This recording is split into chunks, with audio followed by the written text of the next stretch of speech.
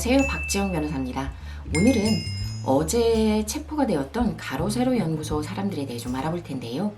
그 기사 제목에 긴급 체포라고 나와 있어서 헷갈리는 부분이 있는데 문자 그대로 긴급하게 갑자기 체포했다라는 의미이지 형사소송법에 나오는 긴급 체포는 아닙니다.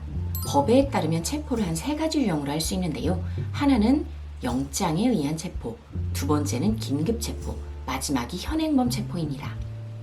이 중에 영장에 의한 체포를 당한 것이지 긴급 체포를 한 것은 아닙니다. 어제 체포를 당하면서도 영상을 좀 올린 걸로 알고 있는데요. 해당 내용에는 도주의 우려도 없고 증거인멸의 우려도 없는데 우파 방송인들을 탄압한다라는 취지의 글들이 올라온 것 같습니다.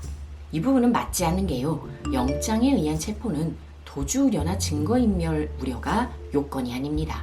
범죄 혐의가 충분히 의심이 되고 그럼에도 불구하고 정당한 사유 없이 경찰 출석 요구에 불응했을 때에 체포영장을 발부받을 수 있는 게 영장에 의한 체포입니다.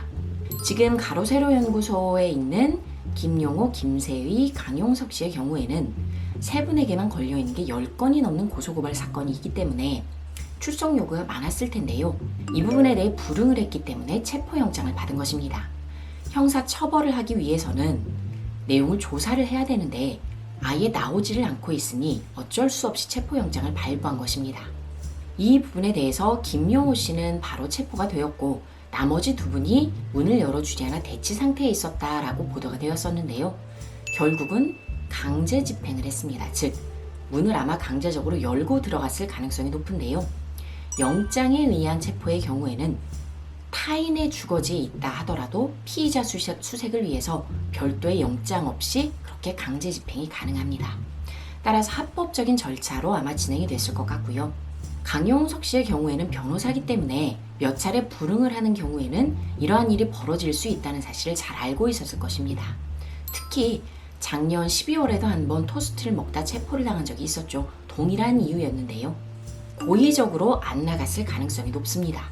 왜 그랬을까요? 그러면 본인들이 주장을 하는 것은 너무 여러 건의 고소고발이 있어서 이걸 모두 다 출석을 하면 업무를 할 수가 없다라고 얘기를 합니다.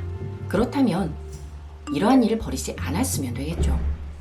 수사를 받을 만한 일을 했으면 가서 조사에 협조를 해야 하는 것이 맞는 건데 이 부분에 대해서 다소 앞뒤 모순이 되는 발언을 조금 하고 있는 것 같습니다. 그렇다면 이런 일을 왜 하는 걸까요? 본인들의 내심의 의사는 알 길이 없지만 노이즈 마케팅을 해서 관심을 계속 받고 싶다거나 혹자는 슈퍼챗으로 후원금을 많이 받으려고 하는 게 아니냐라는 얘기도 하고 있습니다. 슈퍼챗은 가로세로 연구소를 보면서 후원금처럼 사람들이 쏘는 돈인데요. 실제로 작년 12월 8일에 토스트를 먹다 강용석 씨가 체포가 된 날 840만 원의 후원금이 모였고 그 다음 날인 9일에는 1,500만 원의 후원금이 모였습니다. 평상시에는 20만 원 또는 30만 원, 많아야 100만 원 정도인데 엄청나게 많은 금액의 후원금이 모인 셈이죠. 벌금보다 후원금이 더 많겠다라는 얘기가 나오는 것도 그런 이유에서입니다.